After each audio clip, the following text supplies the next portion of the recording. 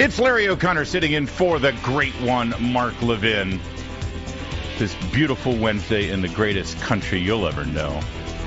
I am the morning host on WMAL in Washington, D.C., where Mark Levin happens to live. So, yes, I'm his morning man, as I like to say. And Mark will be back tomorrow. But in the meantime, if you want to send him some love, you certainly can by picking up a copy of American Marxism. But really, what other way to let him know? It's the most important book you'll read this year, or for that matter, your kids are going to read. We got so much to get to today on this program. I was so excited to get the call and have a chance to speak with you, because we've seen a phenomenal development in this country with regard most specifically to our children and the masking protocols that Democrats, yes, Democrats, almost to a T, 100% Democrats, have forced on our children's beautiful faces in schoolrooms, at least in the states that are run by Democrats, right? And certainly if the federal government actually had the gumption to try to force a mask mandate from the federal level, as they tried to do with vaccine mandates, you know that the Democrats in charge of the government in Washington, D.C. would do the exact same. Oh, no. You can't point fingers and be partisan and say it's just Democrats who do this. I mean, no, yes, actually we can. Actually we can. Especially considering the mandates forced on our children in our school systems, in the government-run schools, have come almost entirely from school systems that benefit off of the number one funder and organizer for the National Democratic Party, and that's the Teachers Union. The National Teachers Union. Oh, no, Larry, no. You can't lump all the teachers in together, because there's some great teachers out there. The Teachers Union doesn't speak for all of us. I'm going to get to that a little later. I want to address that because I hear it all the time. I do. There's an old canard out there that's like, just like people always say, people hate Congress, but they love their congressman. And people hate the teachers union, but they love Jane's third grade teacher. She's the best. I get that. I do.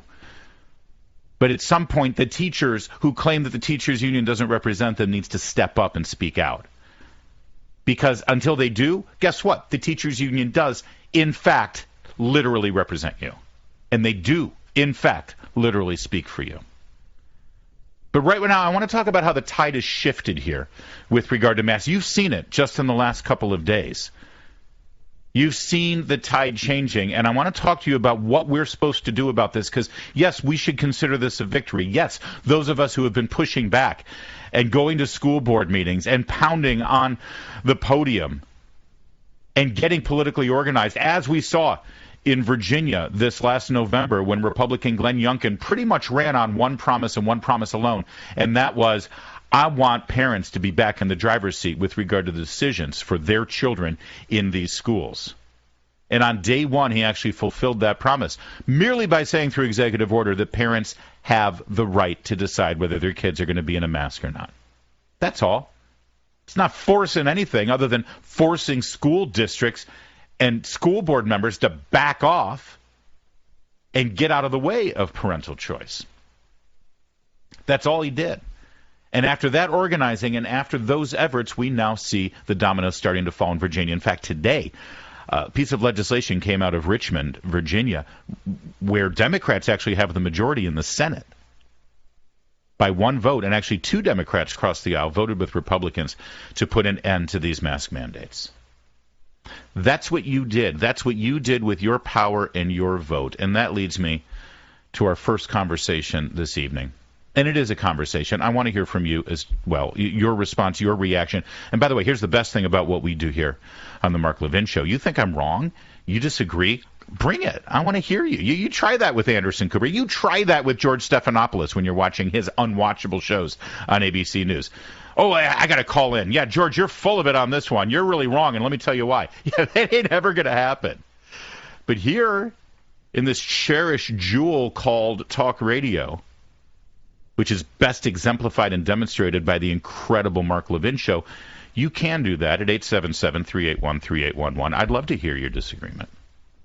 Because what I want to talk about is what we're now supposed to do with regard to this victory we are now feeling right now with regard to children and masks, because they're switching, because they're changing. And it's very simple what you need to do. You need to make them pay. You need to make them pay. Yes, Democrats who have forced our children to wear these masks in classroom for the past year.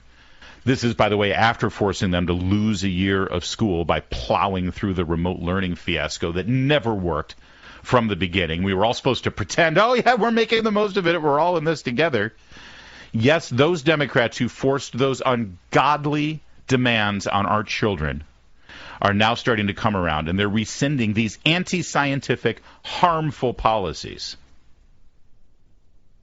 Yes, from states like Democrat-dominated California and Democrat-dominated Connecticut and Democrat-dominated Oregon and New Jersey. My God, what the hell's going on in New Jersey all of a sudden? We're witnessing a palpable liberation for children who have been trapped in these government-run schools that have been mismanaged and neglected by this party who is beholden to the National Teachers Union and the Teachers Union anti-child dictates. I know the Teachers Union will tell you that they're pro-child and they only care about the child. Show me that in their bylaws. I assure you that they did not organize and force their membership into a union, a collective bargaining arrangement, so that they can protect your children.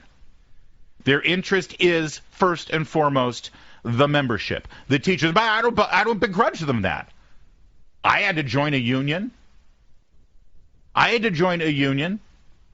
When I became a talk radio host in a major market in Washington, D.C. And guess what? My union's job is to represent their membership. And your kids are not members of that union.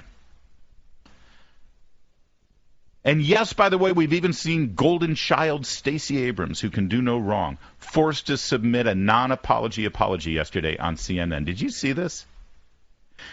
She apologized. It was beautiful after the devastating damage done by her hideous photo op featuring those 5-year-olds with cloth strapped against their beautiful young faces. While Abrams, she sat there with her spittle-spreading mug, liberated from any type of cloth barrier. That was horrible. And she got, how wonderful was it to hear her apologize for putting all of those children in harm, to apologize for not following the very mandates that she forces on everyone else.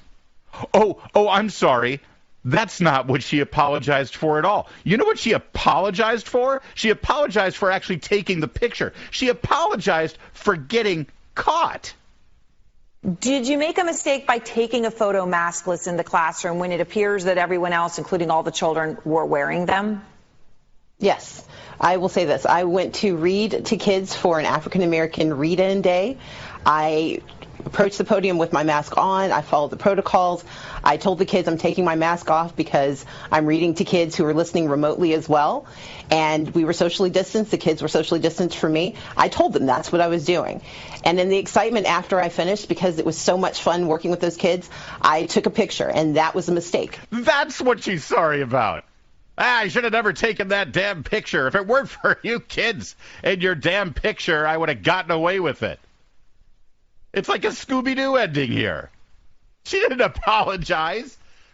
Here's the biggest takeaway you have to understand about all of these hypocrites who choose to show themselves without a mask while forcing your children as young as 5 and 4 and 3 to wear a mask. When they're gallivanting around, spreading their spittle and God knows what viruses contained in their gaping pie holes to all of those kids, the only real takeaway is not that they're hypocrites, not that they have a double standard, not that they're anti-science, not that they're against your children, although those things are all true. No, the biggest takeaway you have to have here is that they don't believe these protocols either. If she was deathly afraid of this virus, she'd be wearing a mask. In fact, she'd walk around in scuba gear.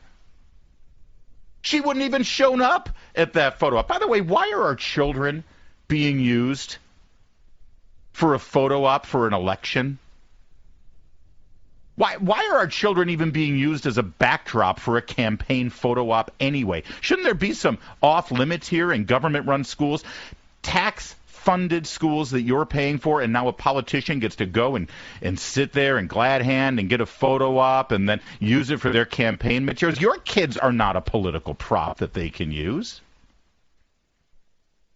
So, yeah, she apologized. She apologized for getting caught. That's your Stacey Abrams. But you get the picture. We are seeing victories, and the tide is turning. From Stacey Abrams to California to Connecticut to Oregon and New Jersey, they're starting to figure it out. And of course, the science, as my friend Guy Benson over at Town Hall laid out earlier, the science here has nothing to do with the CDC or epidemiology. It's political science. They know how unpopular this is. They don't have a newfound interest in letting our kids breathe freely in classrooms. No, they understand that this year there's an election. And so here's the political assumption that they're making. It appears to be that, because the polling shows how unpopular these policies are, how unpopular and how over it all of us are with regard specifically, especially, to forcing our children to wear these masks. I mean, it's so unpopular. We're talking Biden level of unpopularity, which, by the way, I don't know if you saw this, dropped down below 40%. We're now in the upper 30s. Now, we're almost near the freezing mark, for those of you who adhere to Fahrenheit. That's how unpopular. That's what the president's... I want to know who the 39% in this country is saying, yeah, we need more of this. This is what we want. I want to know who they are. But here's the political assumption. Democrats think they can ease the restrictions and then claim to be the great emancipators of our kids. And then we'll all bow and we'll be grateful for their benevolence come this November. That's really their plan. Really. You on board with that? Yeah, I don't think so. Listen, I know right now. Right now, I can hear them writing their little dispatches. The true conservatives, the true conservatives, the ones who now work for CNN and MSNBC, et cetera. Yeah, and they write these dispatches all the time. They always write these dispatches that lecture us. They lecture us because, they're morally superior, these true conservatives. And they put out these weekly missives that are dispatched to all of us about our obligation to extend grace to people like Stacey Abrams, to extend grace to people like Joe Biden and Jen Psaki, and to all the Democrats who for the last 2 years have forced your kids to either go to school with a laptop on your kitchen table or now in classroom with a piece of cloth strapped to their face for 8 hours. And we're supposed to extend grace to them. We're supposed to meet our friends on the left halfway so that we can unify and hold hands and sing Kumbaya and work together and make the nation the cooperative one-party utopia it once was. Wait, it was never that. Our country has never been that. Literally from the founding under George Washington, within 2 years we had a two-party system. In fact, the second party that emerged in the Washington administration actually came within his own cabinet with his Secretary of State forming that party, Thomas Jefferson. Not only is that a load of historical bunk, and it presupposes a history almost as accurate as how the West Wing television show accurately portrayed life in the White House, but it also denies one of the most important purposes of the democratic function we have in choosing our representatives and elected officials. And I'm talking about revenge. That's right, revenge. Electoral revenge. When your elected officials and representatives betray you and your tax dollars and even your children in the obscene and unthinkable way they have over the past 2 years, it's your obligation to wreak revenge. You have to punish them. You must make them pay. And that's where your vote comes in. I know. Hell no. I like to vote for people, not against people. Not this time, pal. No. It is your obligation to use your vote against the people who have done this so that it never happens again. I'm going to get into this a little bit more. There's nothing wrong with using your vote as a weapon to make them pay. I'm going to elaborate on it, and I want to hear from you as well. How are you going to make them pay with your vote? I want to hear about your governor, about your county supervisors, about your school board, about your congressman, your senator. Your voice needs to be heard so they know that it's coming. This is not going to be a surprise to them. That's good. In fact, the more of them that resign now before they feel your vengeance on the first Tuesday in November this year, the better. Get out now. Save us a lot of time and money. 877-381-3811. I'm Larry O'Connor, in for the great one, Mark Levin. Mark Levin.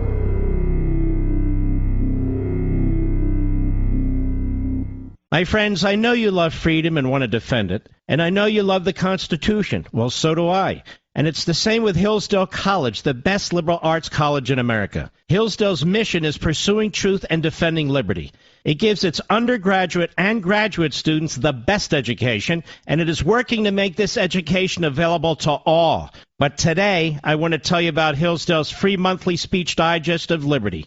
It's called Imprimis. Over 6 million households and businesses receive Imprimis for free every month, and you can join them by subscribing at levinforhillsdale.com. There are no strings attached. Generous donors who love freedom make it possible for Hillsdale to send Imprimis to you for free. Imprimis is one of my favorite publications. It's short, smart, useful, and fun. Start receiving your own free copy of this great digest of liberty. Visit levinforhillsdale.com. That's Levin for Hillsdale.com. levinforhillsdale.com.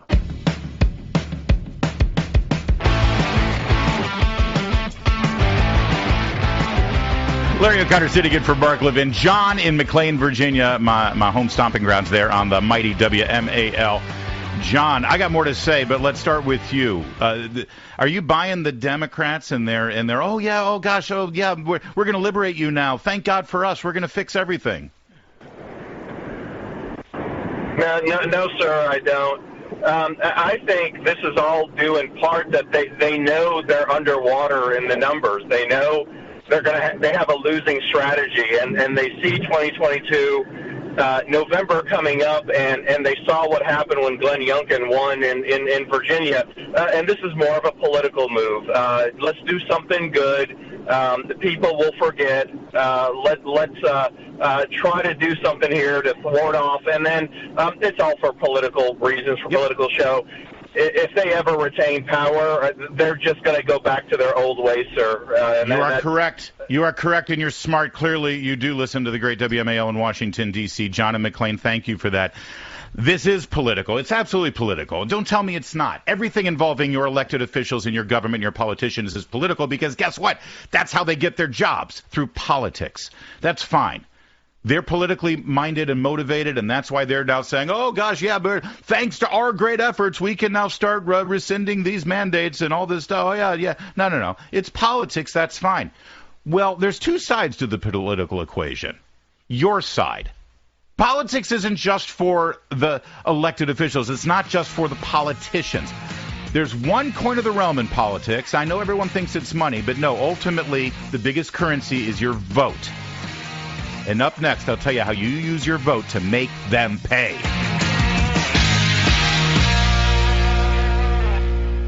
My friends, I know you love freedom and want to defend it, and I know you love the Constitution. Well, so do I. And it's the same with Hillsdale College, the best liberal arts college in America. Hillsdale's mission is pursuing truth and defending liberty. It gives its undergraduate and graduate students the best education, and it is working to make this education available to all. But today, I want to tell you about Hillsdale's free monthly speech digest of liberty. It's called Imprimis. Over 6 million households and businesses receive Imprimis for free every month, and you can join them by subscribing at levinforhillsdale.com. There are no strings attached. Generous donors who love freedom make it possible for Hillsdale to send Imprimis to you for free. Imprimis is one of my favorite publications. It's short, smart, useful, and fun. Start receiving your own free copy of this great digest of liberty. Visit levinforhillsdale.com. That's Levin for Hillsdale.com. levinforhillsdale.com.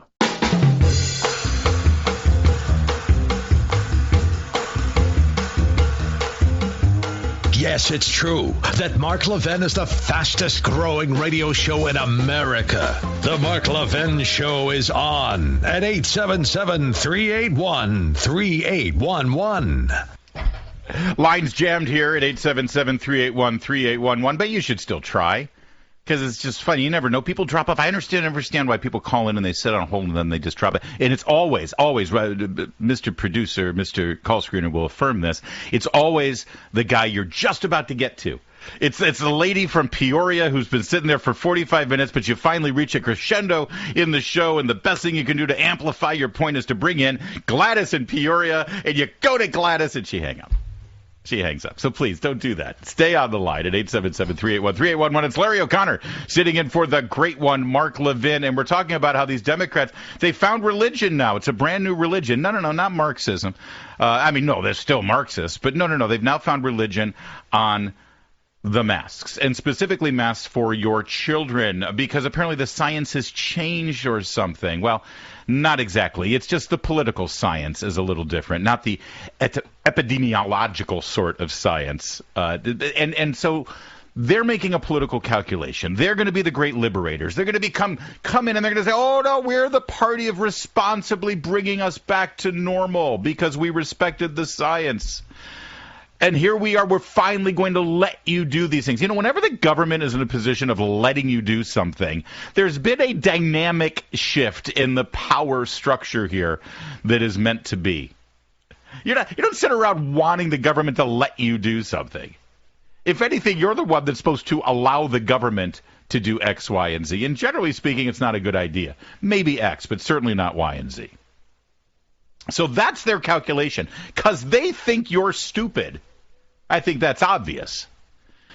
So now what do you do about it? Politics is a two-man game here, okay? There's two sides to the political equation. And I'm not talking about the Republican and the Democrat. No. I'm talking about that person who wants your vote and you, the person who has the vote. Now we've got a power dynamic. So when they're playing politics with your kids and using them as political pawns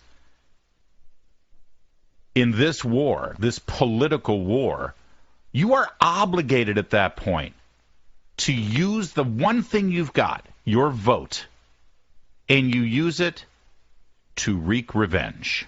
Electoral revenge. You need to make them pay. And I don't want to underemphasize the importance of this issue, because they are, in fact, playing politics here. There were these great school board meetings that you see all the time on cable news, or you see the clips go viral on whatever social media platform you happen to use at any given time. There's one recently that really rang home to me. This is a mom. Her name is Mary Ann. She lives in Prince William County. I just had her on my show in Washington, D.C. on WMAL. She went up and she gave a 3-minute speech to the school board, but she finished with this. The kids like to call this bringing receipts. Here's Mary Ann, this mom, and if there was ever a doubt that your children, that Mary Ann's children are being used as political pawns, it's absolutely resolved with this one moment. Finally, regarding that, and I need to point something out that has been bothering me. On November 15th of last year, I had the privilege of speaking with Dr. McDade for 10 minutes following the CRT town hall meeting. Dr. McDade is the superintendent of schools in Prince William County, for now. During that discussion, which was friendly and cordial, I asked what she, as superintendent, could do to get the kids out of masks. Dr. McDade told me that she would if she could, but that her hands were tied by then Governor Northam's executive order mandating face coverings. And if it weren't for that, things would be different. Well, tonight, things are different. Amen, sister. Amen. I mean, that's proof positive that this whole thing has been a political charade. Here's a superintendent. Oh, I'd love, if it were me, if it were my decision, I'd love to get those kids out of mess. It's crazy, but my hands are tied because of the executive order from the governor. New election, new governor, new executive order, and that same superintendent and that school board is now suing the governor because of that executive order. And the executive order, again, and I just want to be clear here, these executive orders that you're seeing from Glenn Youngkin, these changes that you're seeing and the push that you're seeing about masking children in schools, it's not to do away with the mask. It's not to force parents who maybe watch CNN too much and they're terrified that their kid is going to die, God forbid, from a virus. No, you're worried about your child. Put your child in the mask. Go ahead. If that makes you feel better. I mean, I feel terrible for your kid, but if that's what you want to do, go ahead. Far be it from me to criticize another parent about how they're raising their kids. I got enough on my plate raising my 4, all right? these executive orders aren't going to put that parent in a box and have them feel uncomfortable at the school because they can't put their kid. No, you want to put your kid in mess? Put your kid in mess. But let the rest of us make our own choice for our child. Don't force your choice on my kid. Is that so much to ask? And that superintendent in Prince William County who lied to the parents, and this is replicated all over the place. The Democrat governors, the Democrat county supervisors, the Democrat school board members, the city council members, the congressmen, the senators, the president, who's forced all of this, and now for political considerations, they decide, oh, maybe the science has changed. Nothing's changed, except the polls. They need to pay. You need to make them pay. If your elected officials do this to you and betray you and your children, you have to make them pay. It's not enough to now shrug our shoulders and say, as a collective group, well, they finally got to the right side of this issue. Let's move on. You're going to hear that. You're going to hear that from pundits, even pundits that call themselves conservatives, the true conservatives, the ones that hate you for voting for Donald Trump. The true conservatives who would have been fine with Hillary Clinton picking the last three Supreme Court justices. Those true conservatives I'm talking about. They are morally superior to all of us, and they would, oh, no, let's be graceful, and let's just let bygones be bygones. Hell no. It is your duty to punish a politician for the harm done to you and your family, especially considering the nature of the harm. And, more importantly, the arrogance these politicians showed in the face of the truth and in the face of all of the protests over the past year plus of anguish you and your family have gone through. Make them pay. Make them pay for ignoring the science and the data that we saw almost from the first month of this pandemic. It showed us miraculously somehow that our children were not in any real danger of serious illness or death, unless they had a comorbidity or something, God forbid. But even then, the death rates have been infinitesimal compared to other age groups with this virus. That's something that we should have been celebrating, but instead it was ignored.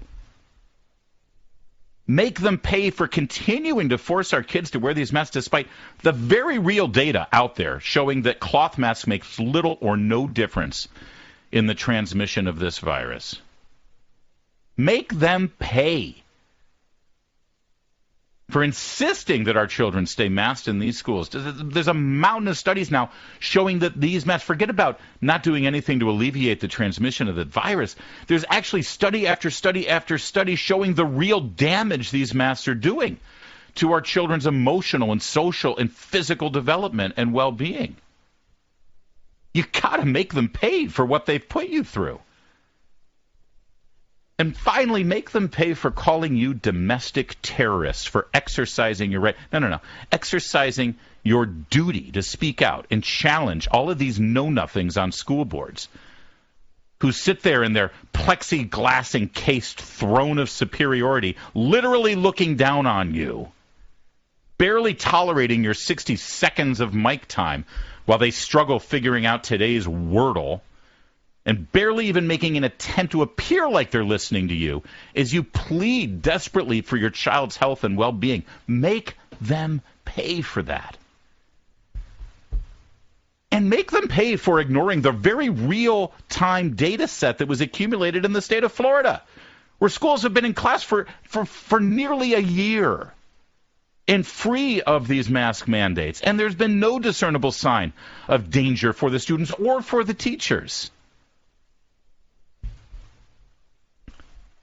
And one last thing you need to make them pay for even proposing in the first place that our youngest, most innocent, developing children have to sacrifice their growth and their well-being so that some tenured union thug with teaching credentials can feel safer when they walk into a classroom. You know what they refer to your kids as when they're in the lounge? Walking petri dishes. They constantly talk about children in their classroom as little vectors of disease. These oh-so-caring union teacher leaders. That's what they call your child.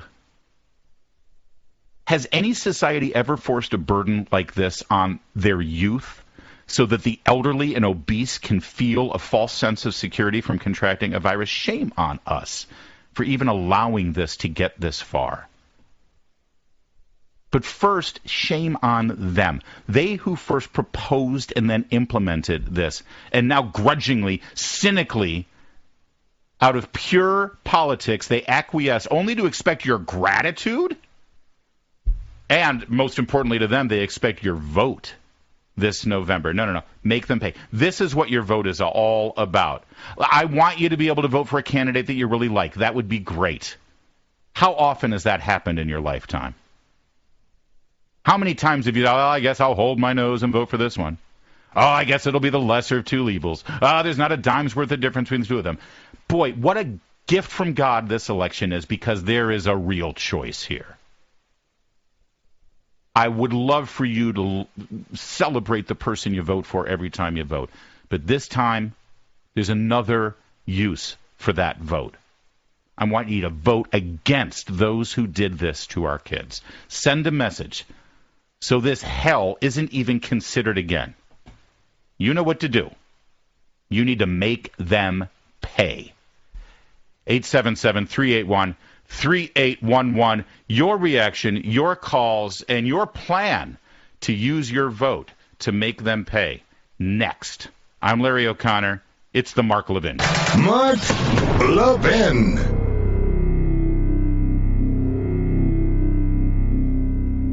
My friends, I know you love freedom and want to defend it, and I know you love the Constitution. Well, so do I.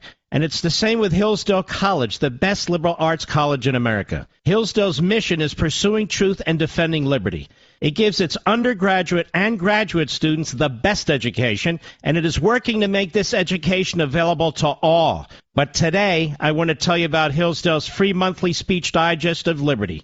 It's called Imprimis. Over 6 million households and businesses receive Imprimis for free every month, and you can join them by subscribing at levinforhillsdale.com. There are no strings attached. Generous donors who love freedom make it possible for Hillsdale to send Imprimis to you for free. Imprimis is one of my favorite publications. It's short, smart, useful, and fun. Start receiving your own free copy of this great digest of liberty. Visit levinforhillsdale.com. That's Levin for Hillsdale.com. Levinforhillsdale.com.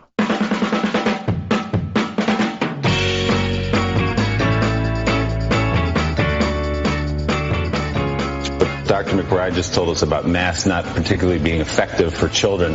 What's the argument against taking off masks in schools? Well, the argument is that let me just say this. I am in favor of an off-ramp on masks. Off-ramp. The real issue becomes, is the spread low enough so that there's no dissemination or transmission in schools? There you go. That's the off-ramp. No dissemination of the virus in schools. That's Randy Weingarten. She's the president of the National Teachers Union. We are going to talk to teachers coming up, or about teachers a little bit too, because I know that they push back on it. Oh, the union doesn't represent me. Look, she's literally representing you guys. That's who's representing you. But I do want to, we're going to get your calls in a moment at 877-381-3811. It's Larry O'Connor sitting in for Mark Levin. Something really critical happened here. An accidental moment of journalism here on MSNBC, of all places, to Willie Geist. This is the show that comes on before Morning Joke, I think. Is it, or maybe this was during the Joe and Mika extravaganza, their little vaudeville show. But he actually asked the right question. Listen to it. She doesn't answer it. This is the key. When you watch these shows over and over again, you start to see the tricks. Listen. What Dr. McBride just told us about masks not particularly being effective for children. What's the argument against taking off masks? All right, so it's premised first with, we just talked to this doctor, and the doctor just said that the masks aren't effective. So what's the argument for keeping them on? In other words, you're anti-science here. The mask, we just heard from a doctor. The doctor says they don't work. So why are our kids still wearing masks? What's the argument to keep these masks on our children? And listen to how Randy went. This is so critical because it happens all the time. And this is where Willie's little journalism hat fell off, and he just became a glowing admirer of Randy Weingarten there, because he doesn't stop her and say, no, wait. I asked you a question and you're ignoring it. No, listen, this is exactly what she does. Because she starts to accidentally answer, and then she shifts. Listen. In schools. Well, the argument is that you have, well, let me just say this. There you go. The question was, what's your argument for keeping kids in mass? And she says, well, the argument is, and then she realized, oh, God, I don't have an argument. And then she pivots. Pivot! She does the pivot. And she says, I would love to get masks. The last thing I want is to keep kids in masks. All we're asking for is zero transmission of the virus. Zero. As long as we get to a place where there's no transmission of virus in classrooms, everything's fine. So as soon as a pot of gold comes out of my butt every time then everything will be fine, because that's where we are right now. It's unicorns. Unicorns are deciding our policies. It's that real when you reach the point where, no transmission, and then the mask can come off. Marcus in Houston, Texas. Marcus, you're next up. I'm Larry O'Connor, sitting in for Mark Levin. What do you say, Marcus? Thanks, Larry. I think you're going to see over the next month the left is going to push really hard to do away with the mask mandates. As you know, they've pushed the State of the Union back to March, and that gives them plenty of time for them to do this and have Joe Biden come out and announce that he's the victor. He told us he was going to get rid of this. He did it. We're going back to normal, and all of those true conservatives, like you said, will fall right behind him. Oh, yes. The newest pundits on CNN will say, well, you got to hand it to Joe Biden. It's a political victory. Yeah, but Marcus, that's fine, because they do what they do because they're liars. What about you? Are you going to make them pay? Absolutely. And we have to, because if we don't make them pay this time, that sets a precedent. If we don't punish them for putting us through all of this, then the next time there's an emergency, they're going to do this again and worse. We have to make them pay. Marcus, brilliant observation. And when you say next time there's an emergency, let me tell you something, Marcus. Thank you for the call. Let me tell you, the emergency is already here as far as they're concerned. What do they always say is an emergency? They use the word all the time. It's the climate emergency.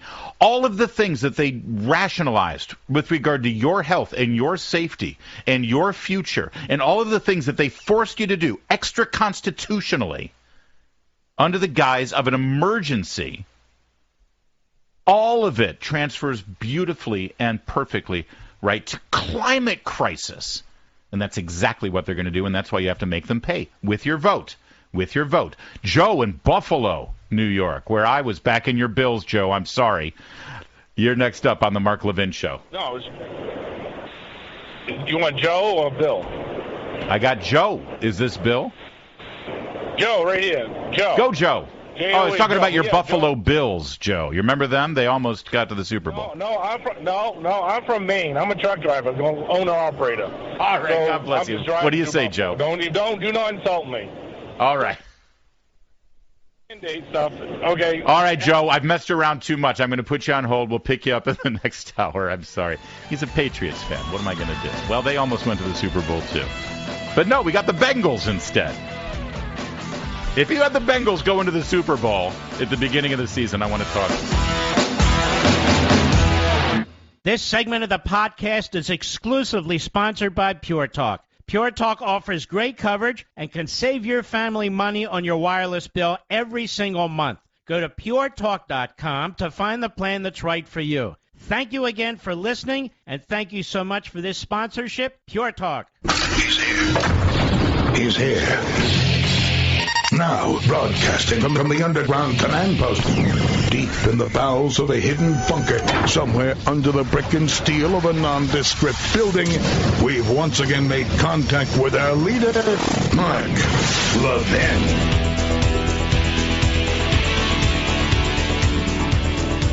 It's Larry O'Connor sitting in for Mark Levin, who will be back right here tomorrow. But in the meantime, you and I are just rolling along here with a great conversation at 877-381-3811. If you had told me when the day started, when I woke up this morning, I'm the morning host on WMAL in Washington, D.C., which is Mark Levin's station because he lives in the area too. So I basically wake up with Mark and Julie every day. I feel pretty lucky with that. And technically, they wake up with me. It's complicated. If you had told me this morning during my morning program, 5 to 9 a.m. in Washington, and you can stream it and get the podcast, by the way. This is my subtle way. I'm telling you a story, and I'm mentioning something in the news, but at the same time, shamelessly promoting my radio program that you can catch on podcast everywhere you get podcasts. It's called O'Connor and Company. If you had told me, follow me on Twitter, if you had told me this morning that later today a major corporation was going to tweet out on their Twitter feed pictures of 25 sets of bare women's breasts, I would be, I'll be honest. I got to be honest. You got to be real. You can't lie on talk radio. You guys can smell it a mile away if anyone's disingenuous. I'm going to be honest. I would have said, well, this is going to be a good day in my life. At any moment now, as I scroll my Twitter feed, I'm going to see 25 pairs of naked women's breasts.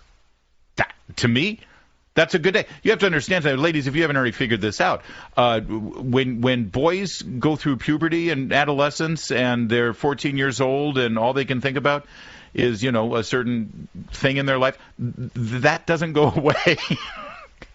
That does not. Look at Bill Clinton, for God's sake. Says some of us can control it better, okay? But it pretty much doesn't go away. So, so I'm sitting around scrolling through Twitter, and people are talking about it. I'm not even going to say their name because they did this for attention. But it's a corporation that sells athletic gear, and it's not Nike. And I'll leave it at that. And they're promoting their sports bras. And so they sent out pictures of 50 breasts.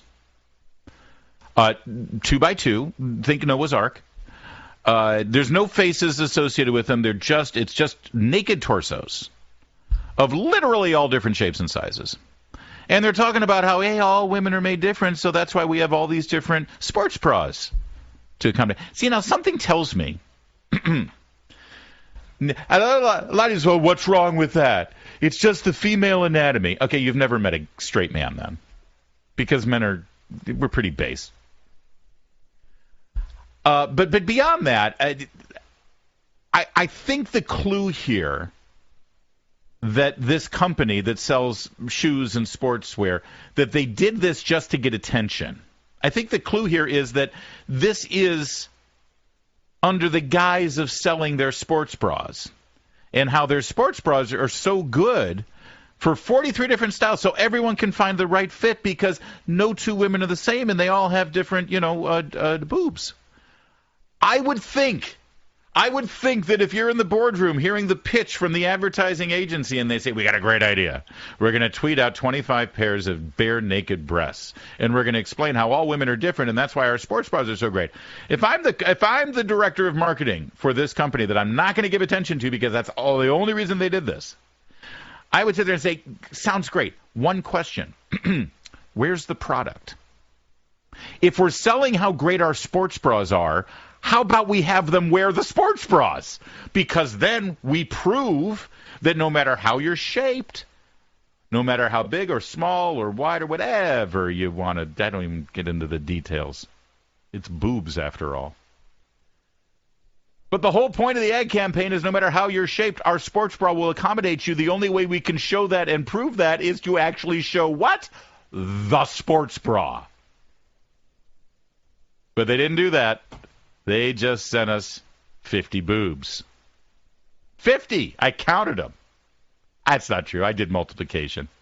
It's 5 rows of 5 times 2. 50.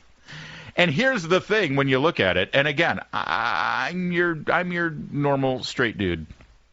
I'm just a little more honest than most about this sort of thing. Of course, this is...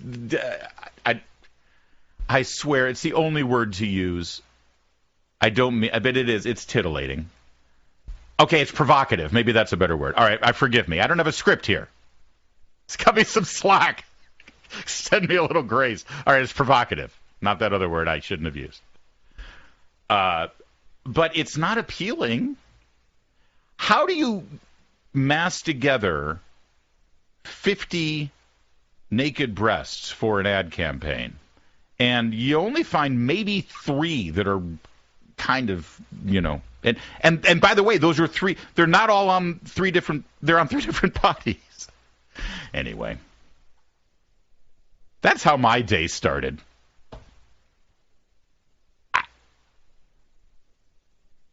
I think we'll just move on from there. That's. Oh, actually, let's transition from there to the sad plight of comedy in America, shall we? Because maybe you found that funny. I didn't mean to be funny. It just seems ironic to me that when you're selling your sports bras and you actually show women literally not wearing the aforementioned sports bra, maybe there's a problem with the ad campaign. And that's why I'm not going to tell you the corporation that did this. And the more I look at it, I honestly it's a bit of a hate crime. When you look at it, it's a bit of an assault on the eyes. It's overwhelming. How do you actually make this less appealing? Because on the face of it, if you just describe it, hey, we're going to tweet out 50 naked breasts on 25 women and just throw it, it's like, okay, count me in. I will click on that. That is something I will click on. What do you think the internet was invented for? I mean, it was Al Gore who invented it after all. And we know what he does. All right. Somehow they accomplished making this actually unappealing. To me, but I guess I'm not the target audience. So let's move on to the sad state of comedy in America. And this discussion is going to center around one Joe Rogan. And I am reluctant to get too far down the road with the whole Joe Rogan thing. Yes, we have a problem with corporate censorship, especially when they're under the control or at least direct influence of the government. And that's exactly what we're seeing with Joe Rogan. Because we've literally had elected officials say that he needs to be censored. Now, yes, I know they didn't pass a law, but we've learned, haven't we? They don't need to pass laws. You show me the law in your state forcing you to wear a mask when you go on public transportation or in a restaurant. Show me how the legislators in your state wrote, debated, and voted on a law about masks and mask mandates, and you won't find it because it was all done by governors under the auspices of a state of emergency. Those aren't laws, my friends. Those aren't laws. And so they don't have to actually make laws to censor.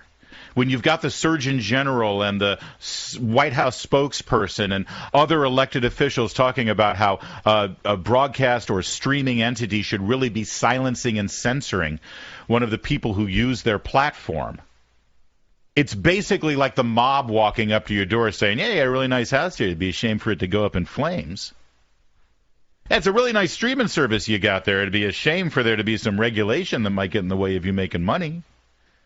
By the way, have we mentioned we really think you should censor and silence and take down podcasts by this one guy? So obviously this is an important issue. But I'm also reluctant to walk down the road too much for a couple of reasons. First of all, I'm a radio broadcaster. And frankly, that's a lot more challenging, difficult, and if I may say, takes a lot more talent than podcasters. I'm sorry, I'm just going to say it. You allow me, forget it, take me out of the equation. You let Mark Levin sit uninterrupted for 4 hours with a guest without any commercials and not any need to censor himself or to interrupt the flow of the conversation or to worry about the various dynamics that broadcasters are. You think that, every single show you're going to get about you're going to get gold out of that, right? When you look at some of these podcasters who they just turn on the camera, turn on the microphone, and talk for 3 hours, and you get 30 seconds that goes viral. It's like, what the hell else were you doing for the last 2 hours and 59 and a half minutes, right? So I'm not a huge fan of this new medium because I love radio broadcasting. I love it. It's in my veins. It's the best. I know that's self-serving, but it's true. I also am very reluctant to talk about this Joe Rogan thing because, sadly, I see a lot of people who I agree with, who I know are conservatives, who are, with me on a lot of things politically, and they're holding this guy up as like, yes, we've got to support Joe Rogan. He's the voice of the new generations. I saw some people saying Joe Rogan should run for office. This guy is not a conservative. Why do we do this? Why do we do this all the time? That Bill Maher and that Joe Rogan, they're talking sense because suddenly they say something that you agree with. It's like, yes, we need more of this. This is what we want. Yes, let's rally around him. Run for office. You're my spokesperson. For God's sake, I feel like Bernie Sanders is behind this sometimes because they're both Bernie bros, Joe Rogan and Bill Maher. I mean, stop doing that. All right, so just because we agree with or want to defend a guy who's being silenced and censored, just because they usually come after us and try to censor us, that doesn't mean they're conservative. It just means we have something in common, you know? I mean, just because we root for the same football. If Joe Rogan's happens to like Navy football as much as I love Navy football,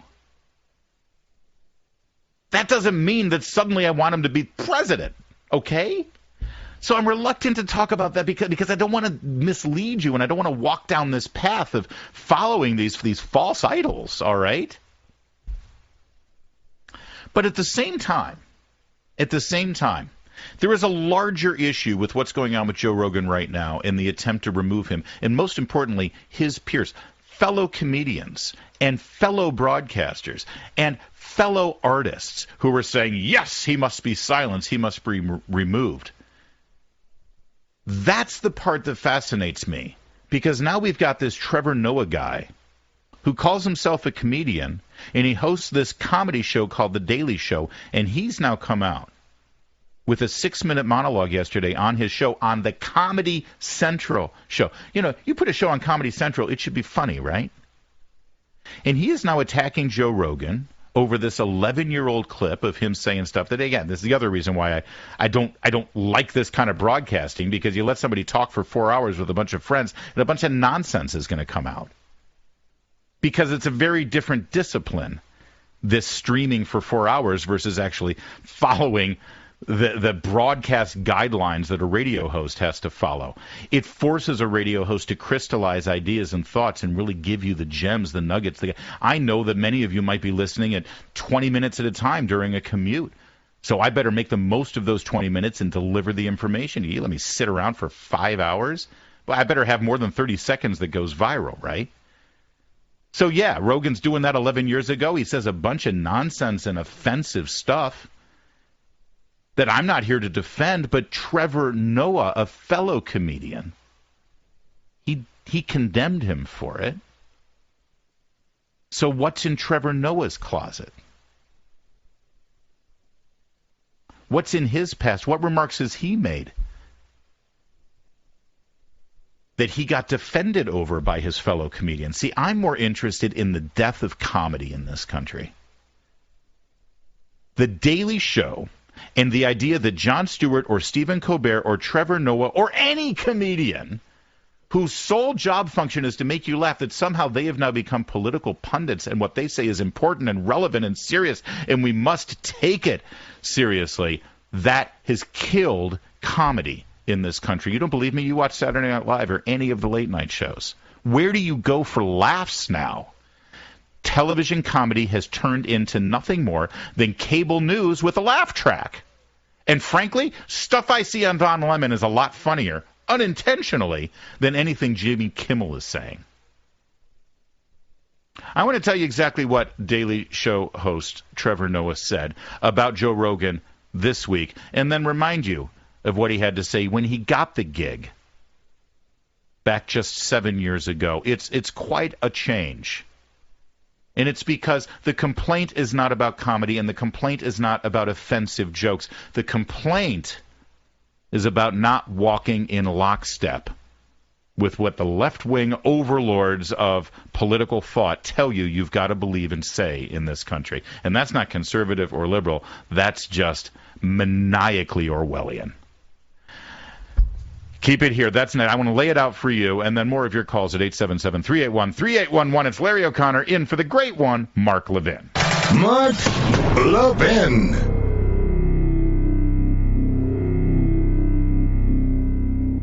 Inflation under our current administration is at 40-year highs. Everything's more expensive. Cars, gas, groceries, housing, cost of living increases are bankrupting Americans, which is why you need to find areas in your life where you can actually save money. and your wireless bill is one of them. Verizon, AT&T, and T-Mobile all overcharge you for the same service you could be getting from Pure Talk at a fraction of the cost. That's why I'm a customer and why you should be one too. And listen to this. The more lines you have, the more you save. Right now you can get 4 lines, talk, text, and data for just $64. That's not per line, that's total, which is how the average family is saving over $800 a year. Find out how much you can save. So do this. Go to puretalk.com, find the plan that's right for you, find the phone that's right for you, or just bring your own. Then this month only, enter promo code Levin Podcast, and you'll save an additional 25% off your first 3 months. That's puretalk.com, promo code Levin, Levin, podcast.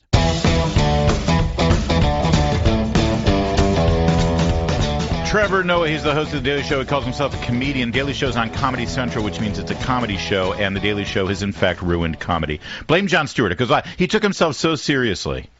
Because he had these people who thought, oh, did you know that more young people get their news from The Daily Show than from cable news? Well, actually, I'd be okay with that, because cable news is a cesspool.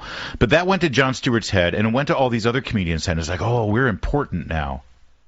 We're important now. So Daily Show's Trevor Noah yesterday, he attacks Joe Rogan. These are jokes that Joe Rogan made 11 years ago. They're stupid. They're offensive. Nothing I would say. That's not the point here.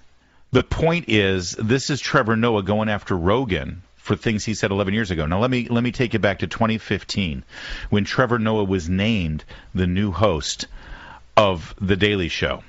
Jokes that he made 6 years before in 2009. Only 6 years before he got the gig. I'm going to tell you some of his jokes. Here's Trevor Noah's joke here. Almost bumped a Jewish kid crossing the road. He didn't look before crossing, but I still would have felt so bad in my German car. You know, because Germans killing Jewish children is funny. Some of these jokes I can't say on the air, but they're almost all directed at Jewish people. From 2009 through 2013.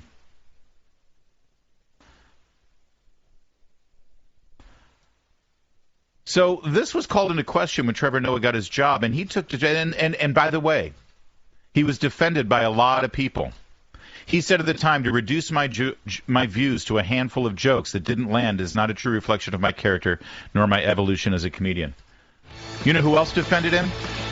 Joe Rogan. Comedy's dead. Thank Jon Stewart. Larry O'Connor in for Mark Levin.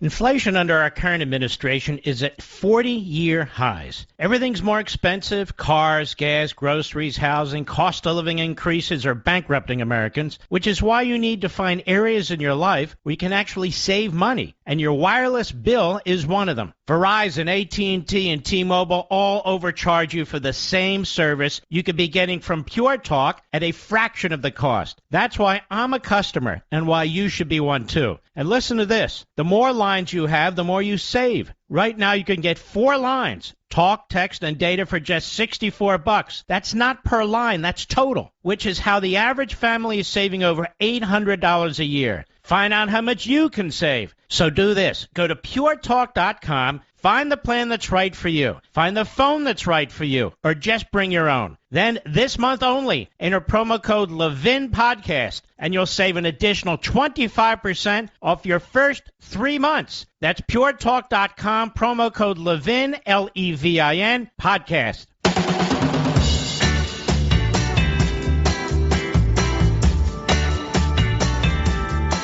More logic than allowed by law. The Mark Levin Show. Call now at 877-381-3811. Larry O'Connor sitting in for Mark Levin. I've been informed that discussion of these naked breasts, 25 naked female torsos that have been tweeted out ostensibly to promote an athletic manufacturer's sports bras, which, of course, I just want to continue to point out, it's a remarkable promotion for sports bras considering There's no sports bras in any of the pictures. So maybe the intention is different. Anyway, I've been told that I've spent too much time on that topic. In fact, ostensibly, I made mountains out of molehills. And so I do want to move on from that. It's not right. It's wrong. It's absolutely wrong. And we will, in fact, move on and turn to your calls at 877-381-3811, as we've already discussed quite a bit here, especially the overriding theme of the show, which is, yes, Democrats are starting to turn the page and starting to rescind restrictions, especially when it comes to masking our children, and they expect you to be grateful.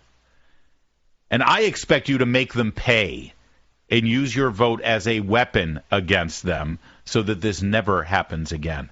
Frankly, I think your vote this November will be much more powerful if you're voting against them for what they did than voting for whoever their opponent. For their opponent, I mean, you know, if it's as a congressman you're voting for, you're done. If you vote against who's sitting there and you don't like who ends up winning, you can vote him out 2 years from now.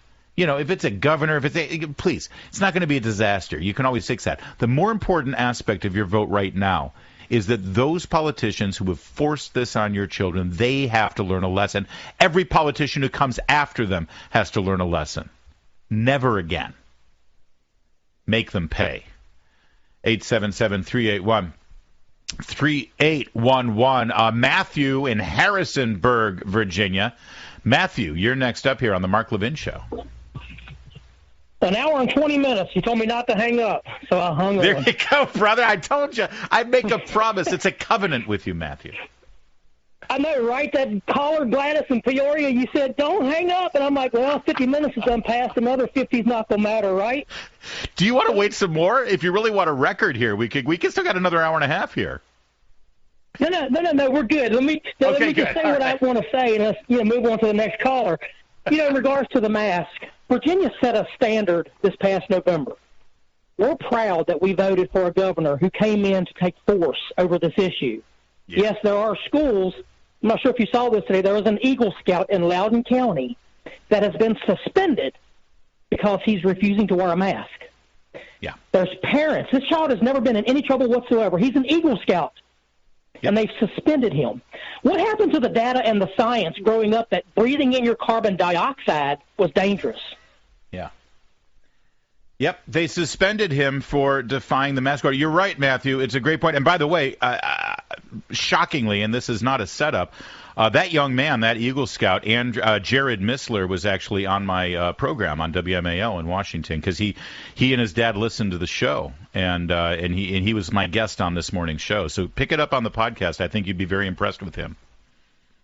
It's political bullying, and I think the other states that are seeing what we did in November, the other states are beginning to open their eyes, and they are saying, yes, it can happen to me. Yep. So we're going to make them pay? You got who's your congressman? You're in Harrisonburg. Is that Spanberger down there in the 7th Congressional District of Virginia? Ben Klein and Todd Gilbert. Oh, all right. So you're not too bad represented there, Matthew. No, all right, brother. Thank you for holding, and I appreciate you jumping in here. You're absolutely right. Absolutely right. Steve in Toledo, Ohio. Come on in here, Steve. You've got another angle on this mask atrocity, and we need to use our vote to send a message and to make them pay, Steve. Yeah, hi, Larry. But one thing I have to say from the beginning of the hour about comedy, and you're talking about, you basically could be interpreted that Al Gore invented the Internet so Bill Clinton could get porn. But that's how I took away from that. And we're still living that nightmare, aren't we? And comedy's not dead, you see. But you were talking earlier about make them pay. Make them pay. Make them pay. That's and right. It hit me as I was in the car. Is it Williams County, Prince Williams County School Board is suing the governor for the new executive order rescinding the mask order. Who is paying for this lawsuit? The taxpayers. Because the taxpayers are paying for the school board to go to court, and the taxpayers are paying for the government, the governor's side, the executive branch, to defend the executive order. That's right. All that money is going to waste, to going to attorneys, when it could very well be going to improve kids' education or other things. I mean, it is so ludicrous. And you were talking earlier about the teachers' unions. I want you to think about this, too. Where do all the superintendents come from? What were they first? They were principals. And what were all the principals before they were principals? They were teachers. They were all in the teachers' union. We need to start hiring school principals and superintendents, not because they have a PhD in education, but because they have an MBA.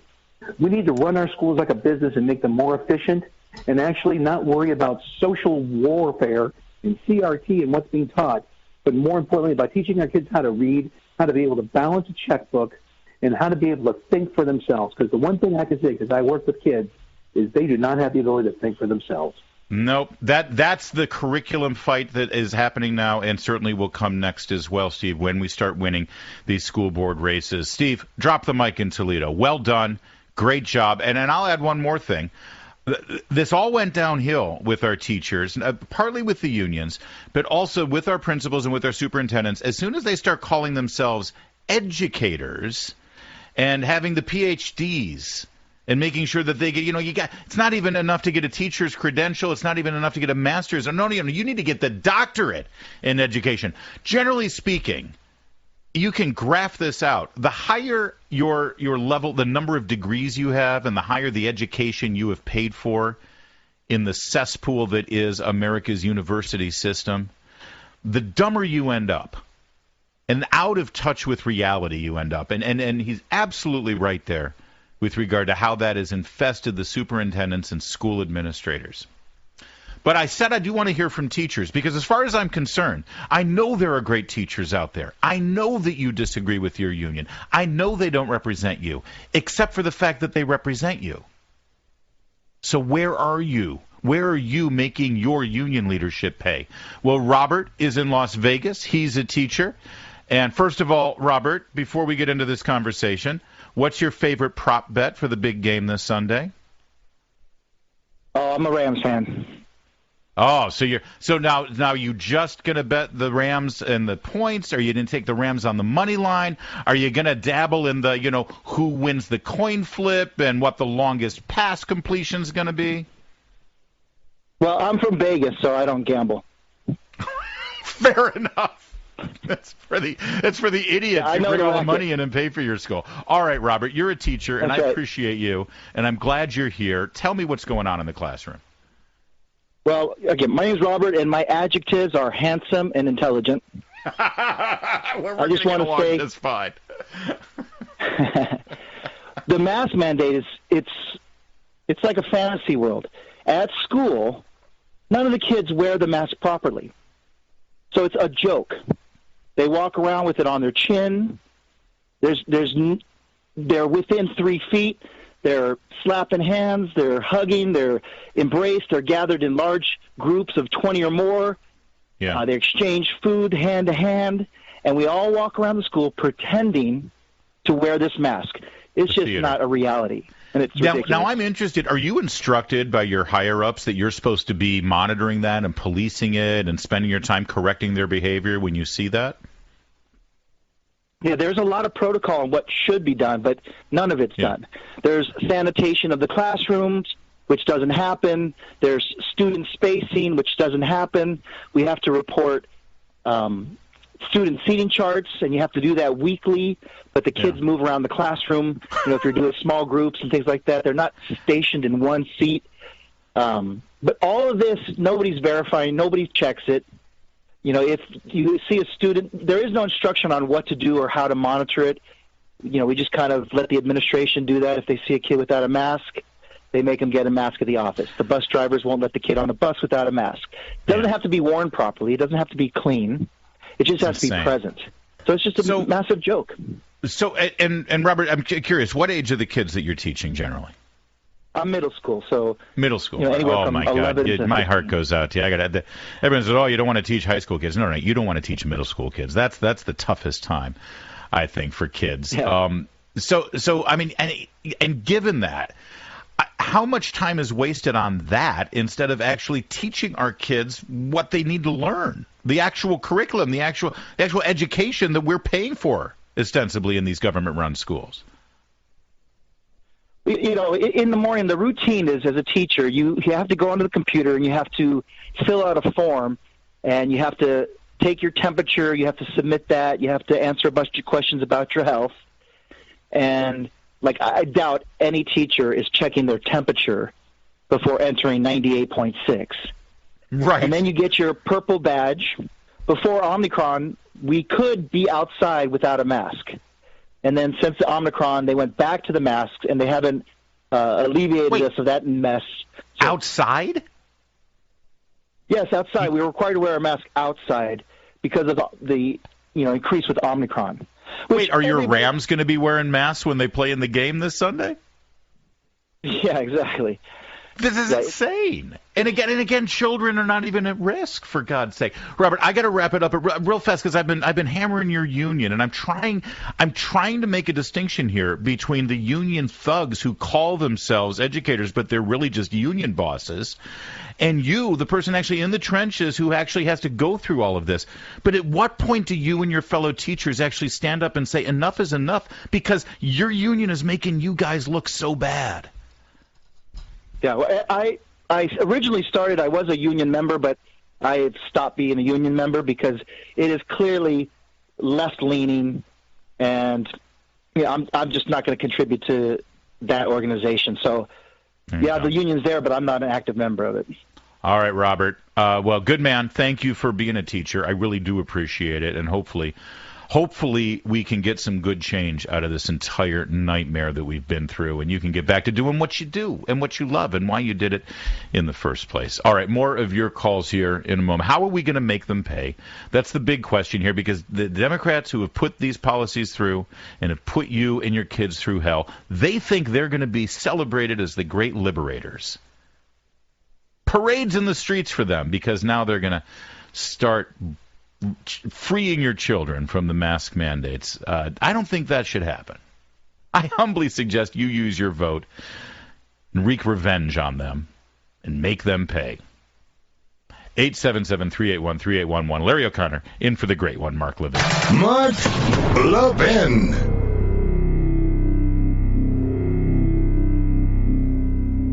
Inflation under our current administration is at 40-year highs. Everything's more expensive. Cars, gas, groceries, housing, cost of living increases are bankrupting Americans, which is why you need to find areas in your life where you can actually save money. And your wireless bill is one of them. Verizon, AT&T, and T-Mobile all overcharge you for the same service you could be getting from Pure Talk at a fraction of the cost. That's why I'm a customer and why you should be one too. And listen to this. The more lines you have, the more you save. Right now you can get 4 lines, talk, text, and data for just $64. That's not per line, that's total, which is how the average family is saving over $800 a year. Find out how much you can save. So do this. Go to puretalk.com, find the plan that's right for you, find the phone that's right for you, or just bring your own. Then this month only, enter promo code Levin Podcast, and you'll save an additional 25% off your first 3 months. That's puretalk.com, promo code Levin, Levin, podcast.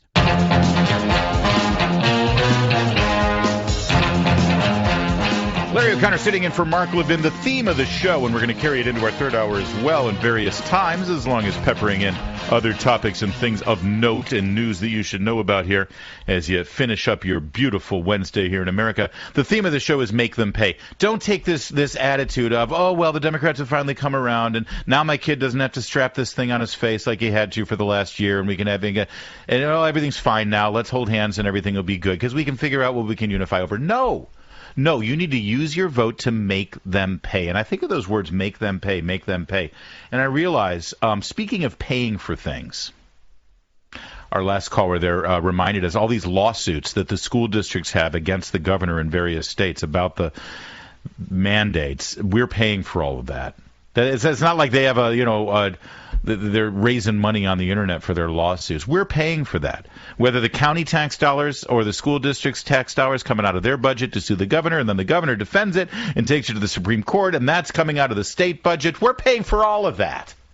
But it gets even worse. These masks themselves, where now I guess And the tests, too. All these free masks and free tests coming out of the federal government are pretty damn expensive for free things.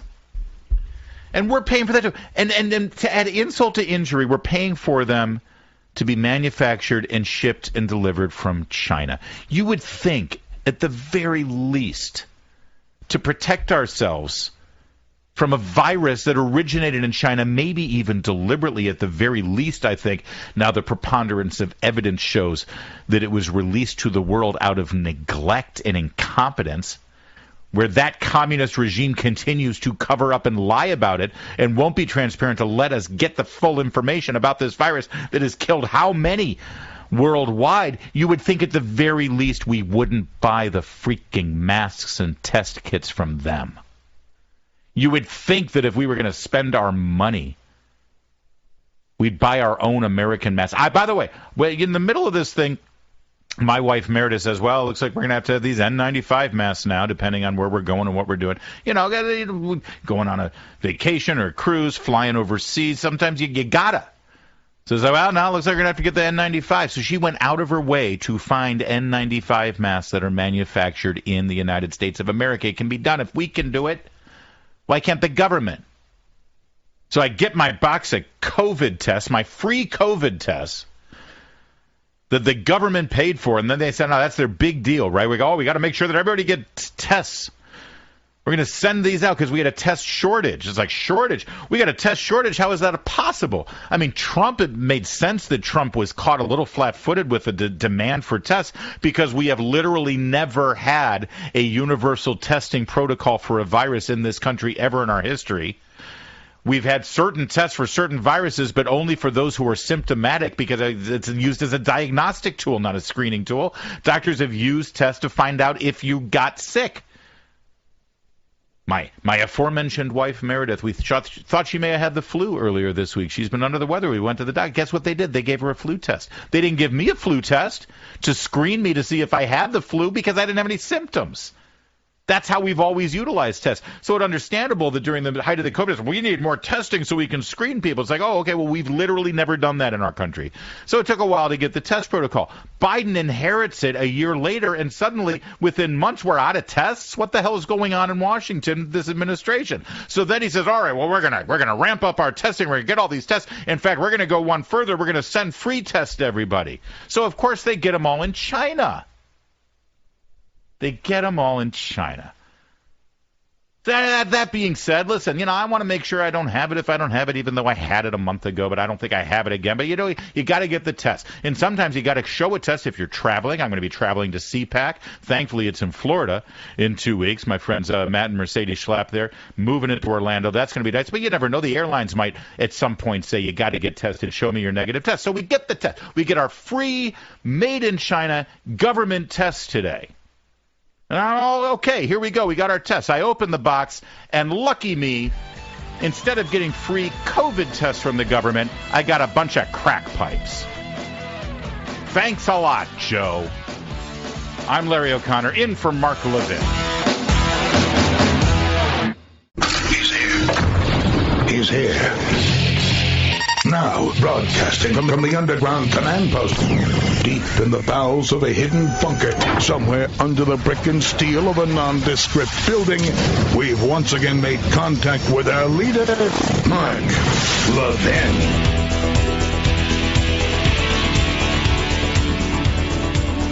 Larry O'Connor in for Mark Levin here. I'm the morning host on WMAL in Washington, D.C. Find the podcast where you find podcasts.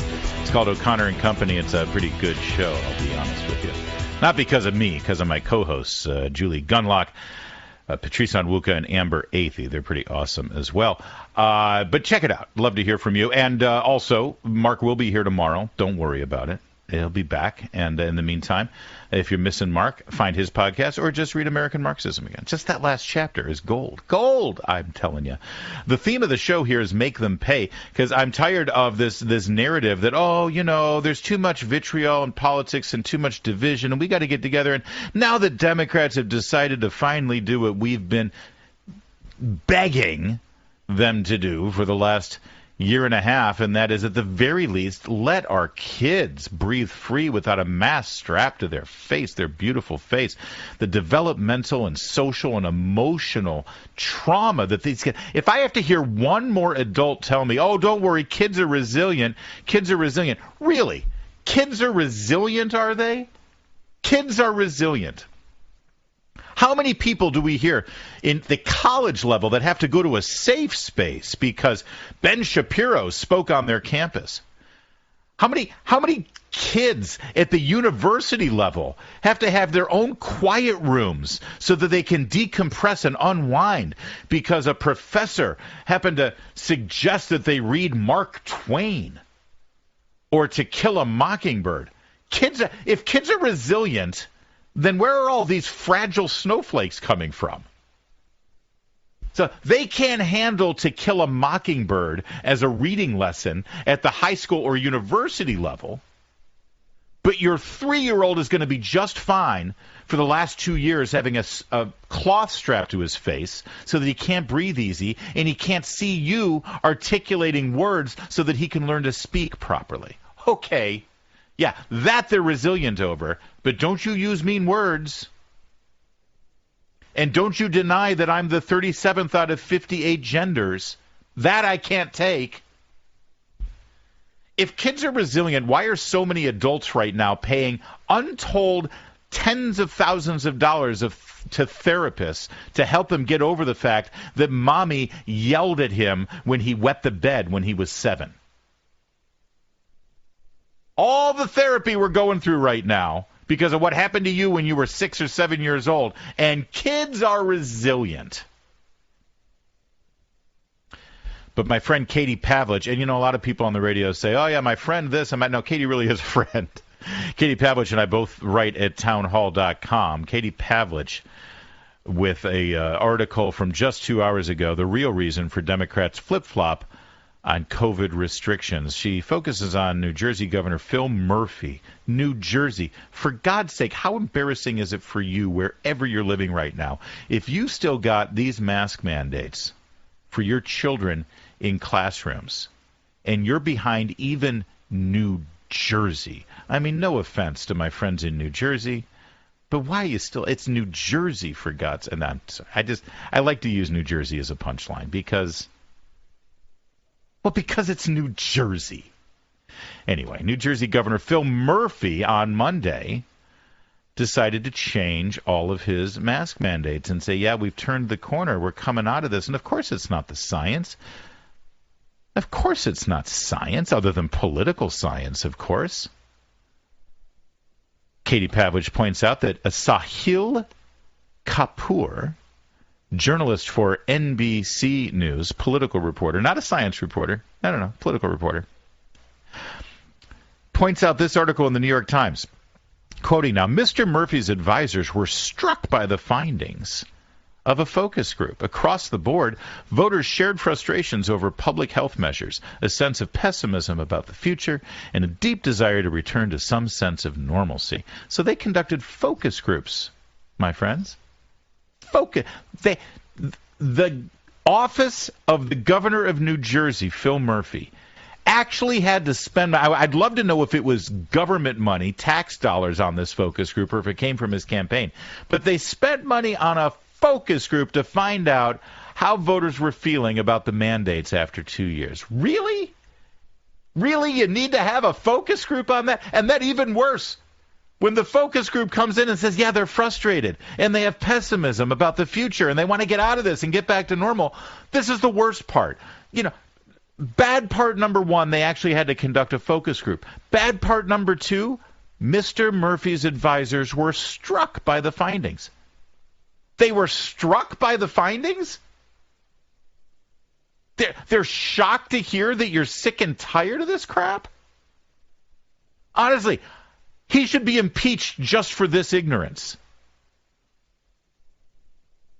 But as Katie Pavlich points out, that's why it's happening, because of a focus group.